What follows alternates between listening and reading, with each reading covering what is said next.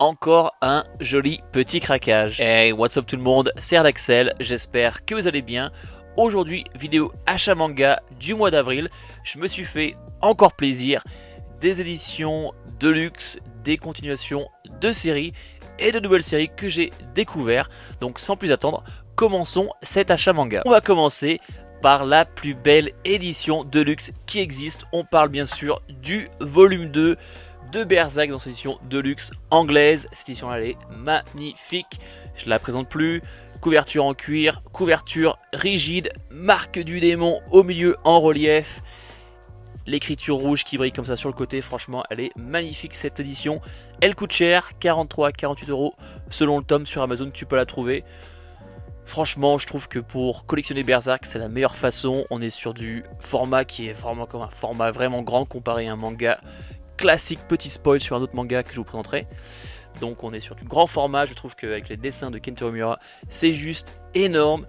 Je me disais que peut-être que je ferais une édition, pas une édition, une vidéo bonus avec Berserk, et je me dis pourquoi pas, si ça vous intéresse, de lire chaque arc et de faire une vidéo réaction sur ça. Donc si ça vous intéresse, dites-le moi dans les commentaires, sinon je lirai Berserk tout seul. On va continuer avec le tome sûrement le plus attendu pour ce mois d'avril. On parle bien sûr du tome 12 de Chainsaw Man. Franchement, mais qu'est-ce que ça m'a fait plaisir de retrouver Chainsaw Man. Franchement, j'adore ce manga. Je trouve que la partie 1 s'était arrêtée mais parfaitement, et j'avais vraiment hâte et j'étais curieux de voir qu'est-ce qui allait se passer dans la partie 2. Et avec ce tome 12, et j'ai pas été déçu. Je trouve que ce nouveau personnage, il envoie du lourd. Avec Chainsaw Man, t'as pas le temps de te faire chier, il y a directement de l'action. Après, on va pas non plus trop en parler, mais voilà, les nouvelles jaquettes avec le logo Crunchyroll. Je me demande, est-ce que je vais recevoir les miennes que j'ai commandées avec Crunchyroll, parce que maintenant ça commence à faire quelques mois. Donc dites-le moi dans les commentaires si vous avez déjà reçu vos nouvelles jaquettes. Même si ça fait chier, au moins je veux dire, la fresque elle sera pas dégueulasse entre un mi-Kazé, mi-Crunchyroll. Mais à part ça, franchement, Tatsuki Fujimoto, encore une fois, c'est un génie. Et j'ai hâte du volume 13. Pour continuer, j'ai acheté le volume 2 du manhwa de Boxer. J'ai trouvé le volume 2 peut-être un peu moins bien que le premier, mais ça n'en reste toujours aussi bon. J'ai beaucoup aimé dans ce volume 2 le fait qu'on ait ce nouveau personnage qui va se battre contre un des personnages principaux du manhwa. J'ai aussi beaucoup aimé le fait qu'on a vraiment une backstory sur ce personnage là. C'est pas juste le manga où le mec il va avoir plusieurs combats et en fait le mec il traverse chaque combattant et en fait on s'en fout un peu de chaque. Non, là je trouvais que c'était super intéressant de voir son premier vrai combat contre cette personne et vraiment d'avoir une backstory sur son adversaire. Je trouve que ça change un peu de ce qu'on a l'habitude de voir. J'ai trouvé ça super cool. Encore une fois, c'est un manhwa, donc du coup, tout est en couleur. Et voilà, je passe un très bon moment et franchement, vivement le tome 3. On va continuer avec les suites de séries. J'ai continué Undead Unlock et j'ai acheté du volume 4 au volume 10. Alors Undead Unlock, j'ai fait une vidéo où je fais une découverte des 3 premiers volumes. Si tu l'as pas encore vu, je la mettrai en haut. Alors Undead Unlock, franchement j'ai lu les 3 premiers volumes et j'ai franchement adoré. Je trouve que c'est un très bon shonen que peu de personnes parlent et franchement j'ai vraiment adoré. Et du coup je me suis acheté du volume 4 au volume 10 et j'ai déjà tout lu. Et par rapport à ce que j'avais dit dans mon autre vidéo, mon avis sur la série n'a pas changé et encore ça a même évolué dans un sens positif. L'histoire et son univers ne fait que s'approfondir et franchement c'est vraiment une grosse régalade. Je trouve que les pouvoirs de chaque personnage sont vraiment uniques. Le mangaka s'est vraiment fait chier, a vraiment poussé sur son imagination pour trouver tous ses pouvoirs. Aussi l'utilisation du pouvoir de régénération de notre personnage principal qui est Andy. Franchement ne cesse d'évoluer au niveau de ce côté unique, de cette façon d'utiliser cette régénération qui est accélérée.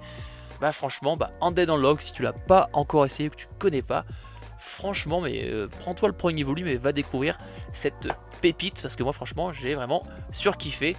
et j'ai hâte de continuer la série et de la finir parce que franchement c'est un très bon shonen. Un autre manga que j'ai continué pour le mois d'avril, j'ai continué de Fable, j'ai acheté du volume 4 au volume 6, j'aime beaucoup les couvertures de chaque tome avec de Fable, il y a aussi des fois sur le... derrière c'est un peu drôle. Alors de Fable, franchement j'avais vraiment kiffé les 3 premiers volumes. Je trouve qu'au volume 4 et volume 5 il y a un petit ralentissement et là ça commence à redevenir bon, donc franchement je suis curieux de voir comment la suite va se dérouler. Mais c'est vrai que j'ai eu un peu peur au niveau du tome 4, je trouvais que ça se ralentissait un peu, qu'on n'allait pas, on voyait pas grand chose de nouveau en fait, c'était plus introduction de nouveaux personnages par rapport à l'histoire et c'est vrai que c'était pas ouf. Mais à partir du volume 5 ça commence à changer et du coup toujours un très bon moment avec de Fable. Je trouve que c'est des tomes qui prennent assez de temps à lire, mais j'aime beaucoup l'édition que Pika a fait. Franchement je trouve qu'ils sont super clean.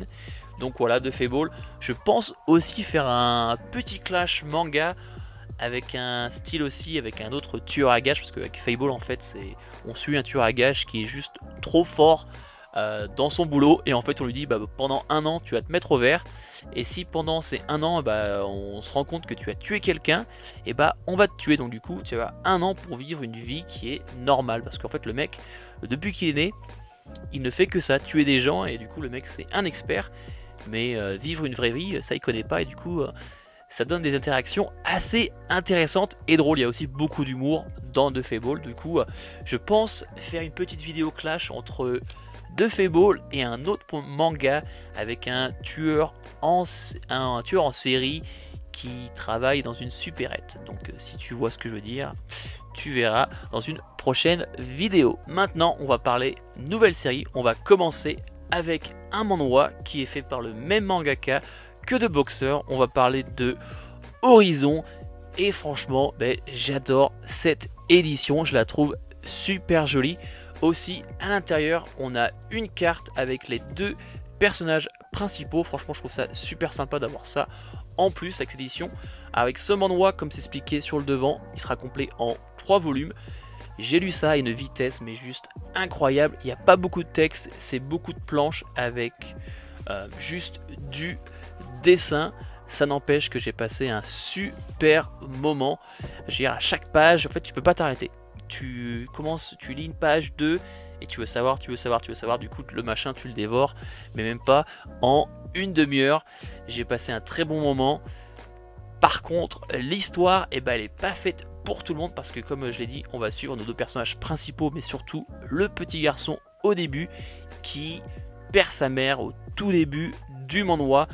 On vit dans un monde, dans une ère où en fait on est en pleine guerre et du coup on va suivre ce petit garçon qui va essayer de survivre dans ce pays, dans ce monde en pleine guerre et il va rencontrer d'autres personnes dont cette petite fille et franchement il se passe des choses très très rapidement et ça peut être assez sensible pour certaines personnes.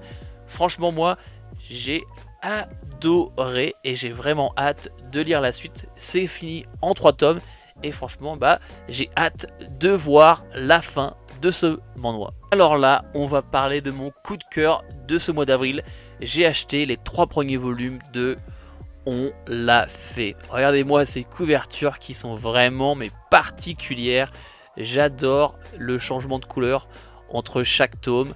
C'est fait par le même mangaka qui est un mangaka que j'adore, qui a fait Jeux d'enfants, qui a fait Jagan. Si tu es un homme de culture, tu as déjà lu Jagan, franchement c'est une pépite.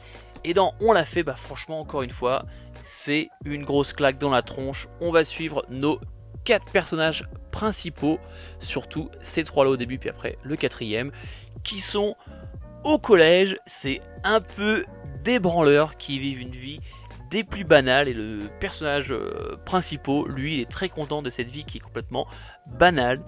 Mais il va se passer quelque chose et leur vie qui est complètement banale va être bouleversée. J'en dis pas plus, je veux pas vous spoil. J'ai lu les 3 premiers volumes et franchement qu'est-ce que c'est bon. J'ai hâte que le volume 4 sorte, je crois que le volume 4 sort au mois de juin. et franchement bah qu'est-ce que c'est bon. Au niveau du dessin, et bah si tu as déjà lu du Jagan et tout, bah tu connais un peu le style de dessin. Ça peut être particulier pour certaines personnes, mais moi pour le thème du manga, franchement, et bah j'ai kiffé et j'ai hâte de voir la suite.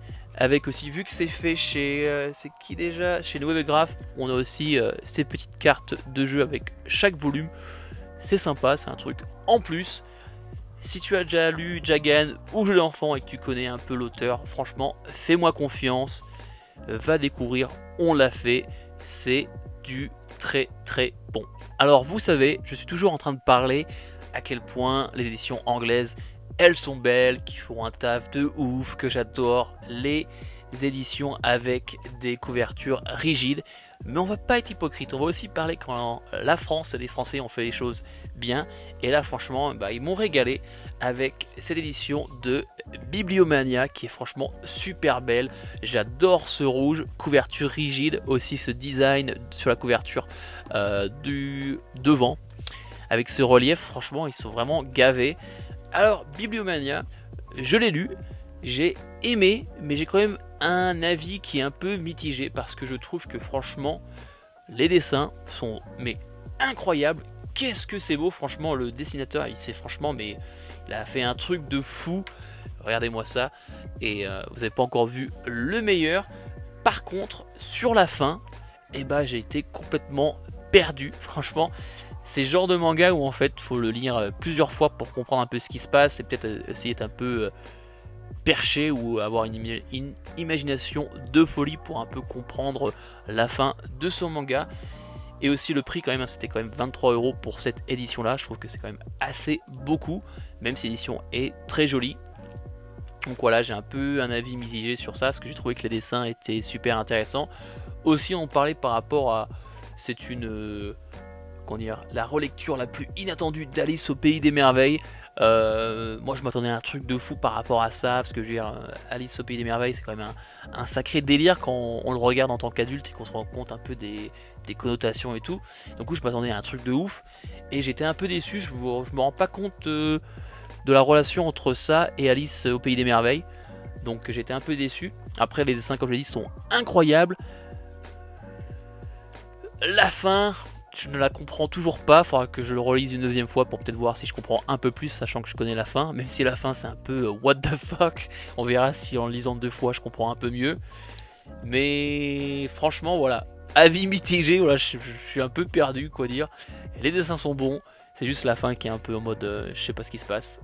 Mais ça n'en reste que franchement bravo Mangetsu pour cette édition qui est franchement une très belle édition. Pour la vidéo qui était sortie la semaine dernière, je m'étais acheté ces deux mangas. Je m'étais acheté La Déchéance d'un homme dans sa version anglaise et le premier volume de Beck.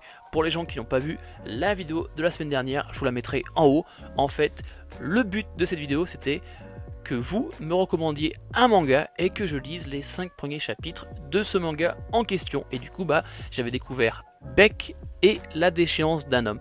Si vous êtes curieux par rapport à mon avis et réaction sur cette série, je vous laisse le lien en haut et je vous laisse découvrir tout ça. Et on va finir cet achat manga avec un manga qui m'a attiré par sa couleur dans le rayon manga. On va parler de Violence Action. J'ai acheté les 3 premiers volumes avec ce jaune qui pète. Ça met de la couleur dans ta mangatech. Alors ce manga, tu n'auras pas besoin de triturer le cerveau pour le suivre. C'est un manga popcorn. On va suivre notre héroïne qui est un tueur à gages, mais c'est une petite gamine. Du coup il y a un peu ce délire entre le fait qu'elle soit une gamine et qu'elle fasse des trucs atroces et qu'elle a aucune émotion par rapport à ce qu'elle fait. T'as l'impression que la meuf elle est en train d'acheter un croissant à la boulangerie alors qu'elle est en train de trucider mais plein de mecs. Donc du coup ça marche beaucoup cette différence entre le fait qu'elle soit gamine et les trucs horribles qu'elle fait. Au niveau du dessin, franchement je trouve que le dessin est très très bon et j'aime beaucoup les expressions du visage de notre personnage principal. Ça me rappelle un peu Spy X Family, même si j'ai ni lu ni regardé l'animé, mais j'ai vu quand même beaucoup de mimes par rapport à Anya si je me trompe pas. Et franchement ça me rappelle un peu ça, parce que du coup elle a ce visage avec des gros yeux, elle a toujours des expressions qui sont assez drôles. Et aussi le fait qu'elle fait des trucs mais atroces, ça soit une gamine, mais qu'elle est en mode aucune émotion. Franchement, ça marche beaucoup. Je vais finir les 3 premiers volumes et je verrai si je continue de lire la série. Franchement, c'est un truc qui marche bien. Franchement, je passe un bon moment. Comme j'ai dit, j'ai pas besoin de me triturer le cerveau pour suivre l'histoire.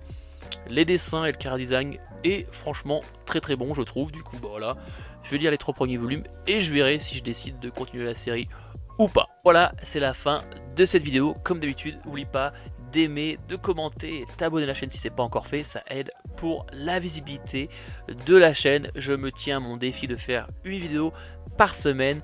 La semaine prochaine, on aura le bilan lecture du mois d'avril et du manga pour ce mois d'avril. Et bah j'en ai bouffé du coup. Il y aura beaucoup de mangas pour cette vidéo.